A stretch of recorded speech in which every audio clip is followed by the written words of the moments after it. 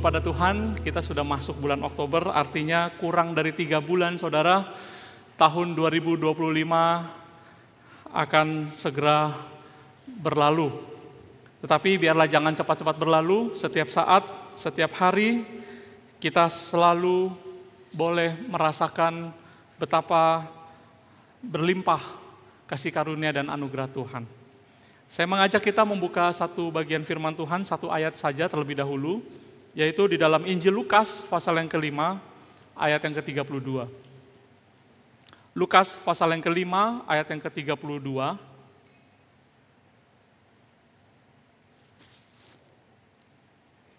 Demikian bunyi firman Tuhan.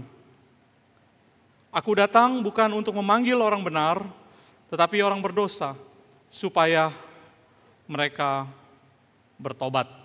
Sedemikian jauh pembacaan firman, berbahagia kita yang suka membaca firman, yang paling berbahagia kita yang suka melakukannya. Saudara, kita hidup dalam sebuah sistem dunia saat ini yang begitu mementingkan penampilan, performa, kerja keras, dan juga hasil. Itulah sebabnya kita selalu berusaha untuk tampil baik.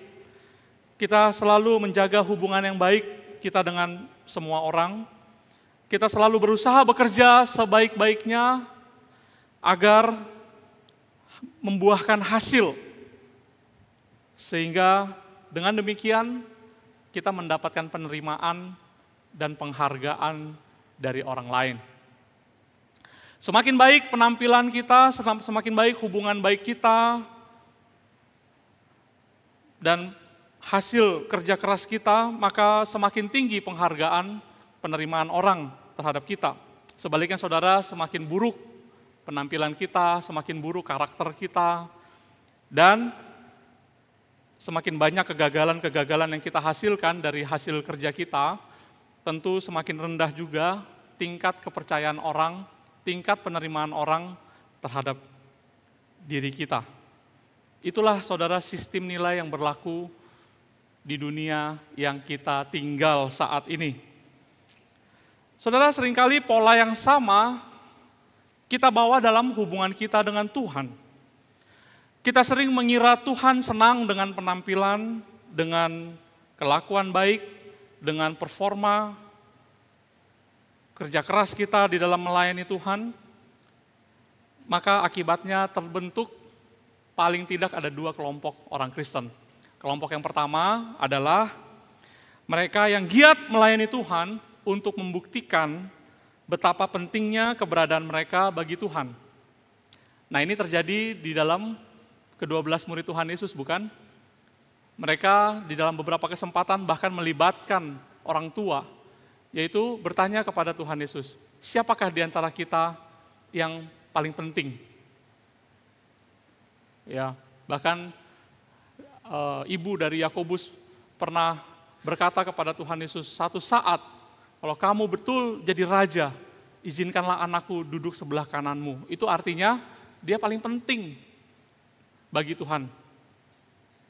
Itu kelompok yang pertama, saudara. Ada kelompok yang sebaliknya, ialah mereka yang tidak berani mencari Tuhan karena merasa mereka tidak cukup baik untuk datang ke hadapan Tuhan. Saudara, saya pernah mengajak seorang yang bukan Kristen untuk datang ke gereja, tetapi dia katakan, nantilah saya belum cukup baik untuk mencari Tuhan. Lalu saya juga pernah bertemu dengan seorang Kristen yang sudah lama sekali tidak beribadah ke gereja. Saya mengajak dia, ayo datang, kan sudah lama tidak ke gereja. Dia bilang, nanti deh, karena masih ada yang belum beres dalam hidupnya. Saya tidak tanya lebih rinci apa yang belum beres itu, apakah keluarga, apakah itu masalah keuangan, apakah masalah pribadi. Tapi yang jelas dia katakan, saya belum beres. Nanti kalau sudah beres, saya pasti datang ke gereja. Tetapi saya katakan, justru orang seperti Bapak ini yang Tuhan sedang nanti-nantikan saat ini. Yaitu yang belum beres itu. Ya. Saudara, firman hari ini yang saya bacakan bagi kita sekalian berkata, Yesus datang ke dunia bukan mencari orang hebat, Tuhan tidak datang mencari orang pintar. Tuhan tidak mencari kualitas seperti yang kebanyakan dicari oleh dunia. Sebaliknya, dikatakan Tuhan datang mencari orang berdosa.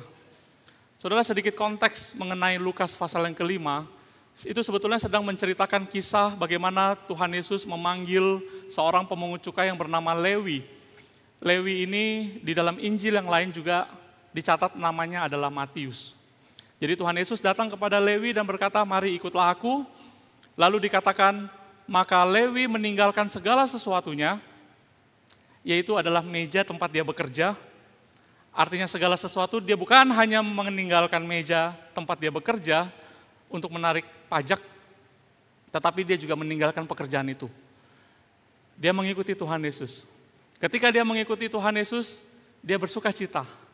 Lalu dia mengadakan perjamuan makan, dia undang Tuhan Yesus dan dia juga undang teman-teman dia, circle-nya pemungut cukai, ya tentunya sesama pemungut cukai. Lalu ketika Tuhan Yesus makan di situ dengan Lewi dan para pemungut cukai lainnya, orang-orang Farisi dan ahli-ahli Taurat bersungut-sungut kepada murid-murid Tuhan Yesus dan berkata, mengapa kamu makan bersama dengan pemungut cukai dan orang berdosa? Tuhan menjawab orang Farisi dan ahli Taurat dengan berkata, bukan orang sehat yang memerlukan tabib, tetapi orang sakit. Baru dalam konteks seperti itulah masuk kalimat yang tadi kita baca, yang saya bacakan buat kita. Aku datang bukan untuk memanggil orang benar, tetapi orang berdosa, supaya mereka bertobat. Saudara, dari nats ini kita mendapati beberapa hal. Yang pertama, Allah kita di dalam Tuhan Yesus Kristus adalah Allah bagi para pendosa. Allah kita adalah Allah bagi orang-orang berdosa. Sejak awal keberadaannya dan pelayanannya dalam dunia ini, Tuhan Yesus sudah mendeklarasikan hal ini. Ketika dia muncul dan membaca firman Tuhan, dia katakan, roh Tuhan ada padaku, sebab ia telah mengurapi aku untuk menyampaikan kabar baik kepada orang-orang miskin. Ia telah mengutus aku untuk memberitakan pembebasan kepada orang-orang tawanan dan penglihatan bagi orang-orang buta, untuk membebaskan orang-orang yang tertindas, untuk memberitakan tahun rahmat Tuhan telah datang.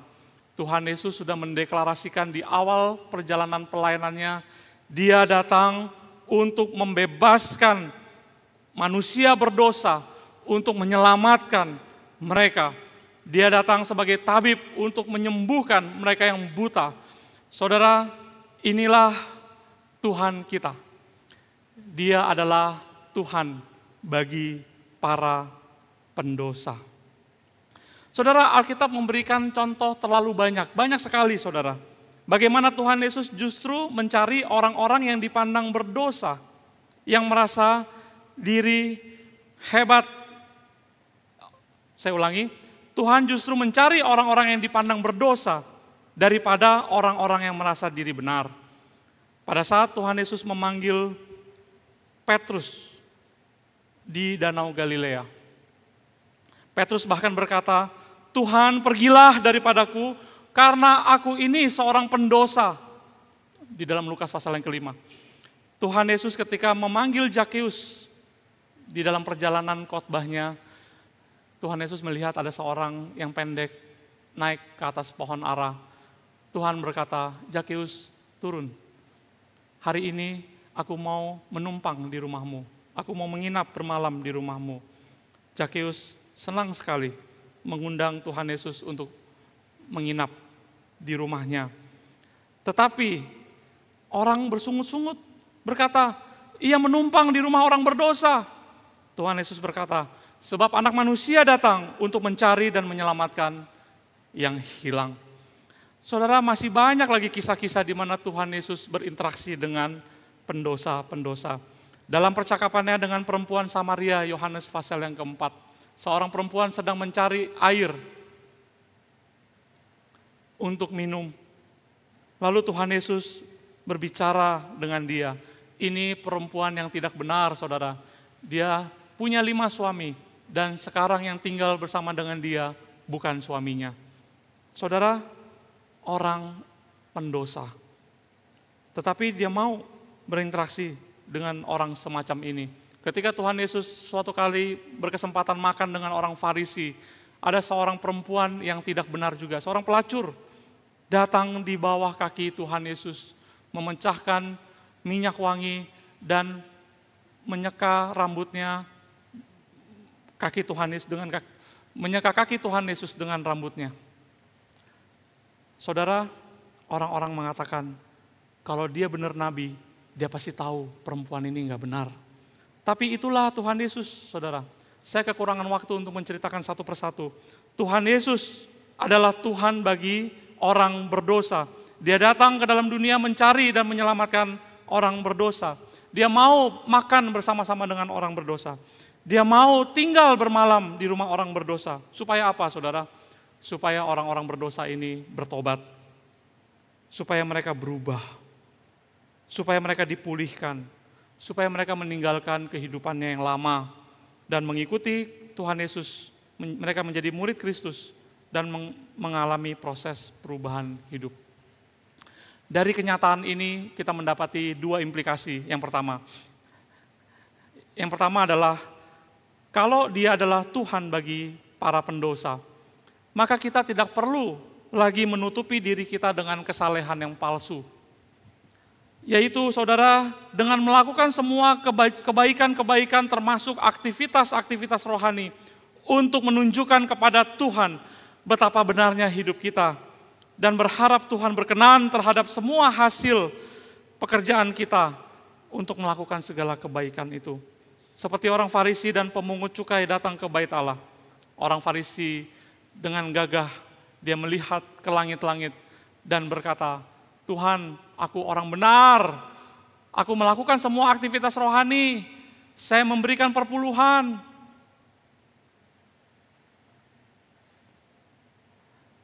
Saya tidak seperti orang berdosa ini. Dia merasa benar karena dia taat untuk melakukan hukum Tuhan. Tetapi sebelahnya adalah seorang pemungut cukai yang bahkan tidak berani melihat ke atas, hanya memukul-mukul dirinya.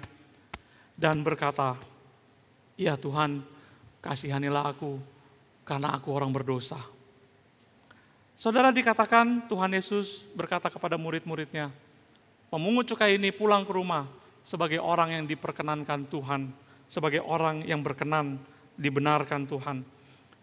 Tetapi orang Farisi itu tidak. Itulah sebabnya saudara, kita tidak perlu menutupi diri kita dengan kesalehan-kesalehan yang palsu. Kita baca Alkitab setiap hari, kita berdoa setiap hari, hanya untuk membuktikan betapa saleh dan benarnya hidup kita. Sebaliknya saudara, Tuhan berkenan kepada orang yang otentik, yang jujur kepada diri sendiri, jujur kepada Tuhan, jujur kepada orang lain.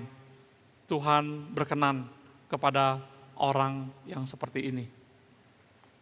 Implikasi yang kedua, kalau Tuhan adalah Allah bagi para pendosa, yang kedua adalah kita tidak perlu menunggu sampai kita cukup saleh, sempurna untuk datang kepada Tuhan. Kita bisa datang kepada Tuhan kapan saja. Tidak ada dosa yang tidak dapat ditebus oleh anugerah Allah. Tidak ada alasan saudara, entah itu kejatuhan kita, kegagalan kita, kelemahan kita, dapat dijadikan alasan untuk kita tidak kembali mencari Tuhan. Tuhan tahu kelemahan-kelemahan kita. Tuhan tahu dosa-dosa kita. Tidak perlu kita menunggu sampai kita cukup ideal, cukup sempurna. Karena jangan-jangan hari itu tidak pernah akan ada. Sesungguhnya semakin kita memberanikan diri untuk datang mencari Tuhan di tengah-tengah kerapuhan, kegagalan-kegagalan kita, semakin kita menyadari bahwa kita diterima oleh Allah sepenuhnya, itu semata-mata karena anugerah Tuhan, bukan karena kemampuan kita, Saudara sekalian kasih Tuhan, Tuhan Yesus datang untuk mencari orang berdosa. Jika saat ini saudara merasa kerohanian saudara sedang kering, lesu, saudara tidak ada gairah untuk mencari Tuhan, tidak minat untuk melayani Tuhan, tidak ada luapan hati yang menggebu-gebu untuk mencintai Tuhan, barangkali saudara sedang kecewa terhadap Tuhan. Di saat ini juga sesungguhnya Tuhan sedang menantikan saudara untuk datang kepadanya. Mari saudara datanglah kepadanya, kapan saja, di mana saja, dengan kesadaran bahwa kita orang berdosa, kita butuh anugerah dan pengampunan Tuhan. Bukan karena kehebatan kita mentaati perintahnya, tetapi semata-mata karena anugerah dan kebaikan Tuhan. Saudara, selanjutnya Kristus datang mencari orang berdosa supaya mereka bertobat, dikatakan. Bertobat itu artinya mereka mendapatkan pengampunan, pemulihan, dan keselamatan jiwa. Tetapi saudara, kita tidak boleh tetap tinggal di dalam dosa. Bertobat itu artinya, metanoia itu artinya berputar 180 derajat kehidupannya, meninggalkan kehidupan yang lama. Itulah tujuan Tuhan Yesus datang mencari orang berdosa, saudara dan saya. Kita harus berubah, kita harus melewati proses pengudusan hidup, proses untuk hidup sesuai dengan kebenaran firman Tuhan. Saudara, di tengah-tengah kita sekarang menghadapi tekanan masalah hidup, kita tidak boleh lagi punya respon yang sama dengan waktu sebelum kita ditebus oleh Tuhan Yesus. Kita harus punya respon sesuai dengan teladan Kristus. Namun semua usaha kita untuk menjaga diri, untuk tidak jatuh lagi ke dalam dosa, semua ketaatan kita untuk menuruti kehendak Tuhan, itu bisa disusupi lagi oleh dosa kesombongan. Dan itu menjadi hukum Taurat yang baru. Seperti apa yang disampaikan oleh Pendeta Yakub Susabda pada ulang tahun gereja kita. Itulah hukum Taurat yang baru. Kita sudah meninggalkan dosa-dosa, kita sekarang diproses untuk mentaati kehendak Tuhan, menjalankan firman Tuhan. Tetapi ketika kita bisa mentaati firman Tuhan, kita tidak berbohong lagi, kita tidak lagi mencuri, kita tidak lagi berbicara kasar. Saudara, hal-hal seperti ini mudah untuk disusupi lagi oleh dosa yang menyebabkan kita merasa benar karena kita sudah melakukan hal yang benar. Inilah teguran Kristus kepada orang-orang Farisi dan ahli Taurat.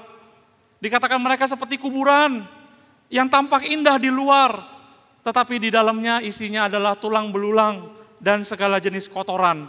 Yang nampak benar di luar, tetapi di dalamnya penuh kemunafikan dan kejahatan. Oleh sebab itu, Bapak Ibu Saudara sekalian kasih Tuhan, di dalam proses pengudusan hidup, semua keberhasilan kita untuk mentaati firman Tuhan, semua kebenaran-kebenaran yang sanggup kita lakukan, itu semata-mata juga adalah anugerah Tuhan, bukan karena kemampuan kita untuk melakukannya. Saudara, dalam hal ini kita perlu sekali memelihara rasa yang tidak layak. Ini poin kedua kita hari ini. Kita sebagai orang berdosa yang sudah diselamatkan Tuhan, kita mengalami berbagai anugerah Tuhan yang melimpah. Kita perlu jaga rasa di dalam hati kita. Kita ini sesungguhnya tidak layak. Dan itu perlu kita jaga terus seumur hidup kita, seumur perjalanan hidup kita di dalam dunia ini. Dalam kisah anak yang hilang, anak yang bungsu telah menghamburkan uang warisan ayahnya padahal ayahnya masih hidup. Dia meninggalkan rumah, dia menghabiskan berfoya-foya sampai jatuh miskin, habis semua harta warisan bagiannya. Bahkan untuk makan pun sekarang dia hanya bisa mengais dari ampas sisa makanan manusia yang diberikan bagi hewan ternak peliharaan. Dalam hal ini adalah babi. Pada waktu dia makan bersama-sama dengan babi itu, saudara, dia kembali ingat, bapaknya punya karyawan, punya orang upahan. Itu banyak. Dan semua orang upahannya bapaknya itu bisa makan berlimpah-limpah. Oleh sebab itu dia katakan dia bergegas untuk kembali ke tempat bapaknya. Untuk melamar sebetulnya saudara, sebagai orang upahan, untuk sebagai pekerja. Dan ketika dia bertemu dengan bapaknya, Lukas 15 ayat 21, dia katakan seperti ini saudara. Kata anak itu kepada bapaknya ya. Bapa, aku telah berdosa terhadap sorga dan terhadap Bapa. Aku tidak layak lagi disebut anak Bapa. Karena dia memang mau melamar sebagai orang upahan bapaknya. Tetapi ayah itu berkata kepada hamba-hambanya, lekaslah bawa kemari jubah yang terbaik, pakaikanlah itu kepadanya, dan kenakanlah cincin pada jarinya, dan sepatu pada kakinya.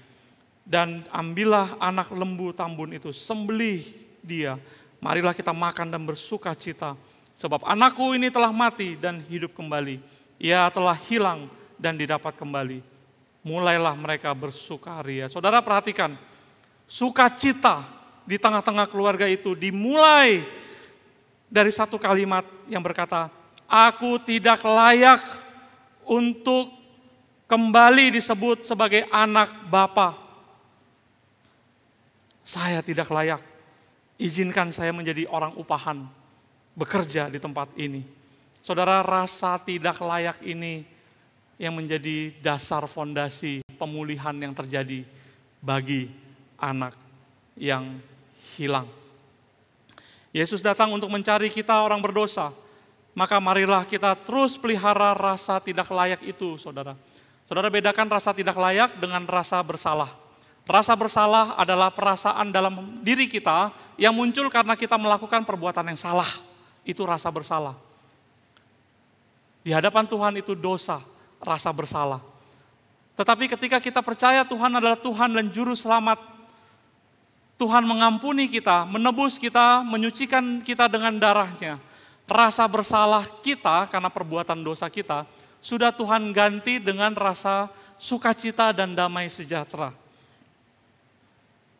Hanya iblislah yang akan terus menuntut rasa bersalah. Tetapi Roh Kudus akan menggantikan itu dengan damai sejahtera. Tetapi saudara, yang penting di sini adalah walaupun kita sudah memiliki damai sejahtera karena perbuatan salah yang telah kita lakukan, kita tetap harus pelihara sekarang bukan rasa bersalah itu lagi, tetapi rasa tidak layak di hadapan Tuhan. Sehingga di dalam segala sesuatu, anugerah Tuhan semakin melimpah di dalam diri kita. Saya tidak layak, semua karena anugerah Tuhan. Dan kita masuk sekarang dengan poin yang terakhir. Sekarang kalau kita sudah merasa tidak layak, maka pemulihan terjadi dalam diri kita. Itu semata-mata karena kasih Kristus semata. Saudara, ketika anak bungsu memutuskan untuk kembali pulang kepada bapaknya, kira-kira apa yang menjadi motivasi atau faktor pendorong yang utama dari kepulangannya kembali ke rumah? Apakah betul karena ia benar-benar kangen, dia benar-benar mengasihi bapaknya, atau karena terpaksa, dorongan kuat karena perutnya itu kosong dan lapar, saudara? Dari teks yang kita baca, kalau saudara perhatikan bagian itu, ketika ia bergegas pulang, motivasinya adalah untuk bekerja sebagai orang upahan ayahnya. Maka jawabannya ialah, dia kembali pulang bukan karena dia rindu kepada bapaknya, bukan karena dia mengasihi bapaknya, sedikit pun tidak, tetapi karena perutnya lapar. Dan bapaknya ada sumber makanan yang berlimpah itu. Saudara, bagaimana dengan kita? Setiap kali ketika kita datang kepada Tuhan, di dalam doa kita, bahkan di dalam pikiran kita, dalam hati kita, apakah itu benar-benar dilandasi oleh cinta kita kepada Tuhan, kasih kita kepada Tuhan, atau karena ada banyak sekali kebutuhan, persoalan hidup yang belum ada solusinya, dan kita berharap Tuhan memberikan jawaban solusi terhadap semua persoalan di dalam kehidupan kita. Saudara, Tuhan datang menyelamatkan kita dengan kasih-Nya. Sekalipun, saudara, Tuhan sekalipun tidak pernah menunjuk-nunjuk kita dan berkata, kamu orang berdosa, kamu harus bertobat. Ketika dia berjumpa dengan Petrus, Petrus sendiri yang mengatakan dia berdosa. Ketika anak bungsu ini ketemu dengan bapaknya, anak ini sendiri yang mengatakan, aku telah berdosa terhadap sorga, aku tidak layak. Bapak sekalipun satu kalimat pun tidak pernah berkata, kamu anak kurang ajar, berdosa. Tidak pernah, saudara. Tuhan menyelamatkan kita dengan kasih-Nya, pengampunan. Supaya apa, saudara?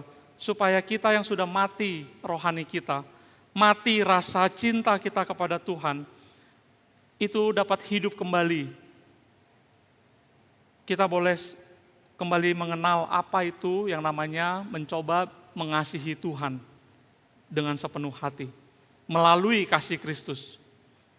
Saudara, anak yang hilang dipulihkan hidupnya karena dia dilingkupi oleh kasih pengampunan Bapaknya yang berlimpah-limpah itu. Demikianlah juga kasih Kristus yang tak berhingga itu melingkupi diri saudara dan saya. Betapapun saudara balik lagi, jatuh lagi kepada dosa, ingat, kita harus kembali kepada Dia. Kita harus kembali memelihara rasa kita tidak layak di hadapan Tuhan. Kita mohon Tuhan pulihkan kita dengan kasih-Nya yang berlimpah itu. Pertanyaannya kemudian adalah, apakah orang berdosa yang telah mengalami kasih Tuhan, pengampunan Tuhan, hidupnya pasti berubah? Ternyata tidak, saudara. Tuhan Yesus sendiri pernah memberikan perumpamaan tentang seorang raja yang karena belas kasihan mengampuni seorang hamba yang memiliki hutang 10.000 talenta, Matius 18. Tetapi karena hamba ini telah diampuni, dihapuskan hutangnya 10.000 talenta itu. Dia bertemu dengan rekannya sesama hamba yang berhutang hanya 100 dinar kepada dia.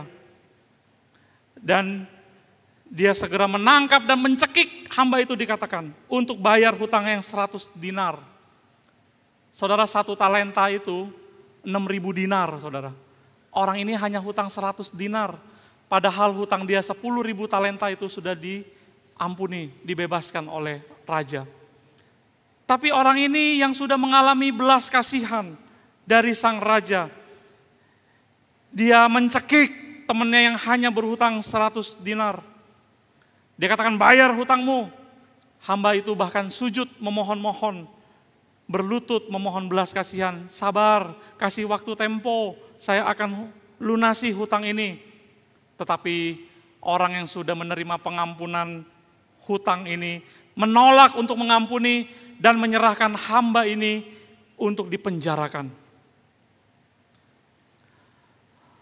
Saudara, jelas Tuhan Yesus sedang menceritakan kepada kita bahwa orang yang telah mengalami kasih karunia Allah belum tentu juga hidupnya akan menjadi baik secara otomatis. Saudara, saya beberapa waktu lalu membaca buku kumpulan khotbah-khotbah dari seorang hamba Tuhan. Saya senang mendengar khotbah dari hamba Tuhan ini, belajar dari hamba Tuhan ini. Dia menerbitkan buku kumpulan khotbah-khotbah dia, dan di salah satu bab, salah satu bagian, hamba Tuhan ini menceritakan dengan jujur perjalanan rohani dia menjadi orang Kristen, menjadi hamba Tuhan. Dan waktu saya baca, kok ternyata banyak kesamaannya. Apa yang dia tulis, itulah juga yang saya alami saat ini. Di dalam tulisannya dia berkata, dulu saya berpikir hidup adalah perjalanan yang lurus, semakin lama semakin baik. Proses pengudusan Allah itu dia pikir itu linear, semakin lama semakin baik. Karakter saya akan semakin diubahkan. Dosa-dosa yang saya pikirkan saya lakukan makin lama makin dikit. Kesalehan, perbuatan baik semakin lama semakin banyak. Namun ternyata tidak demikian, dia katakan. Memang dalam berbagai hal, menurut pandangan orang, saya sudah berubah, ada perubahan dalam diri saya. Saya semakin dewasa dan bijaksana, semakin sabar, khotbah saya semakin baik, tetapi akhirnya itulah menjadi kebanggaan saya dan membuktikan di dalam isi hati saya yang terdalam, masih saja tersimpan potensi dosa, keangkuhan, dan kesombongan. Wah, saya sangat tertusuk dengan kalimat-kalimat ini, saudara. Seringkali kalau habis khotbah, baik dalam salam-salaman di depan, selesai khotbah, ada jemaat berkata, "Boksu, khotbahnya bagus." Wah, walaupun saya bilang puji Tuhan. Walaupun saya atas nama puji Tuhan, tapi sedap kedengarannya, saudara. Kalaupun tidak ada yang mengatakan khotbah saya bagus, di rumah saya konfirmasi lagi kepada istri saya, semu saya bilang khotbah saya bagus nggak hari ini? Saudara, saya bergumul mempersiapkan sebuah khotbah. Tetapi saya ternyata saya masih butuh reward, hadiah dari kerja keras saya, yaitu puji-pujian. Maka saya baru menyadari betapa potensi dosa itu masih ada. Walaupun saya sudah melayani Tuhan selama ini, saudara. Saya lanjutkan mengutip dari tulisan pendeta tersebut. Di beberapa aspek yang lain, yang mungkin tidak diketahui orang, saya tetap adalah seorang pendosa, saya seorang yang tidak sabar, saya seorang narsistik, saya seorang egois. Di dalam beberapa bagian dia katakan, saya masih sama seperti yang dulu, bahkan jauh lebih buruk dari keadaan yang dulu. Saya jatuh dan bangun. Wah, saudara, saya merasa tulisan-tulisan ini sangat memberkati, karena itulah juga yang saya alami. Tapi dia lanjutkan seperti ini, tetapi pemulihan atau perubahan hidup yang sesungguhnya itu ada pada kesadaran kita akan kasih karunia dan pengampunan Tuhan yang tidak terbatas itu. Ketika saya jatuh, dia katakan, saya tahu kemana saya harus berlari. Seperti seorang anak yang baru belajar berjalan, yang didampingi oleh mama atau papanya, dia berjalan dan jatuh.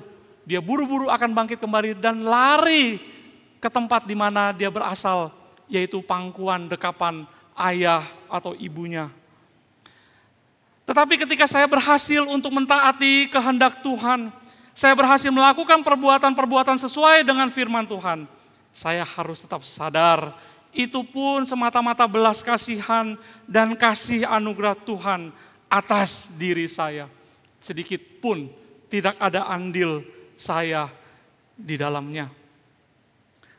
Sehingga kita semakin memahami kasih Tuhan itu betapa luas, seperti Rasul Paulus berdoa bagi jemaat Efesus. Supaya kamu dengan seluruh orang kudus dapat memahami betapa lebar, panjang, tinggi, dan dalam kasih Kristus. Kamu dapat mengenal kasih itu sekalipun kasihnya itu melampaui semua pengetahuan akal pikiran kita. Saudara, mari di dalam pemulihan pertobatan kita, di dalam jatuh bangun perjalanan iman kita, kita terus pelihara kesadaran bahwa kita boleh ada karena anugerah Tuhan. Saya tidak layak, saya harus kembali kalau saya jatuh. Tapi kalau saya kuat berdiri, saya percaya itu semua kekuatan juga datangnya dari Tuhan. Tanda dari seorang yang telah menyadari dan mendalami kasih Kristus secara pribadi adalah timbulnya kemampuan untuk mengasihi Tuhan yang dibuktikan dengan perbuatan kasih. Itulah perubahan yang nyata, saudara, dari hasil pertobatan. Itulah sukacita surga yang terjadi ketika orang itu berubah hidupnya. Lewi pemungut cukai itu terkenal orang pelit, saudara. Tapi ketika dia mengikuti Tuhan, hidupnya berubah. Dia mengadakan perjamuan besar. Jarang orang pemungut cukai ini ngadakan makan-makan, saudara. Traktir satu orang aja mungkin sulit. Tapi karena hidupnya sudah berubah, ada sukacita di dalam hatinya. Dia merasa pengampunan Tuhan. Tuhan mau terima dia walaupun dia orang berdosa. Dia mengadakan jamuan makan. Makan-makan, ajak Tuhan Yesus makan. Zakeus seorang pemungut cukai ketika dia menerima Tuhan Yesus di rumahnya. Zakeus berkata, kalau ada yang aku peras orang-orang selama ini aku tarik pajak. Saya kembalikan 4 kali lipat. Setengah dari kekayaanku, sisanya berarti saudara, saya bagikan kepada orang-orang miskin. Sebuah kalimat yang gak mungkin diucapkan oleh seorang pemungut cukai yang belum bertobat. Karena bagi seorang pemungut cukai, uang itu adalah berhala, dewa, bahkan Tuhannya yang harus tetap ada di dalam rumah dia. Perempuan pelacur begitu diterima di kaki Tuhan Yesus, dia memecahkan minyak wangi yang biasanya hanya dipakai oleh seorang gadis di hari pernikahannya. Kalau dia pecahkan artinya dia nggak punya lagi, saudara, minyak wangi itu. Tapi untuk Tuhan Yesus dia pecahkan. Seorang perempuan Samaria yang bertemu dengan Tuhan Yesus di sumur. Ketika Tuhan Yesus menerima dia dan berkata, kamu minum air dalam sumur ini, kamu haus lagi. Tapi dariku ada air hidup. Barang siapa minum, dia tidak akan pernah haus lagi untuk selama-lamanya. Perempuan ini percaya. Perempuan ini bersyukur diterima sebagai manusia oleh Tuhan Yesus. Dia bersuka cita, dia kembali ke Samaria bersaksi, saudara. Mana pernah orang Samaria bersaksi bahwa Tuhan Yesus adalah Mesias Juru Selamat yang telah datang itu. Setiap kita yang sudah mengalami Tuhan dan kita mendalami kasih Tuhan itu, pasti hidup kita berubah. Paling tidak ada ekspresi kasih perubahan hidup yang kita nyatakan. Saudara sekalian, kalau kita sudah benar mengasihi, sudah mendapat anugerah pengampunan Tuhan, pertanyaannya adalah ekspresi kasih apa yang sudah kita tunjukkan, kita nyatakan kepada Tuhan. Mungkin kita pernah mengekspresikan itu ya dengan giat melayani, dengan setia kepada Tuhan. Tetapi apa yang telah kita berikan kepada Tuhan dengan pergumulan yang mendalam, saudara, yang selama ini gak pernah kita lakukan. Tapi karena kita mau belajar mencintai Tuhan, karena anugerahnya yang melimpah itu, saya mau lakukan. Dan itu bukan 1-2 kali, saudara.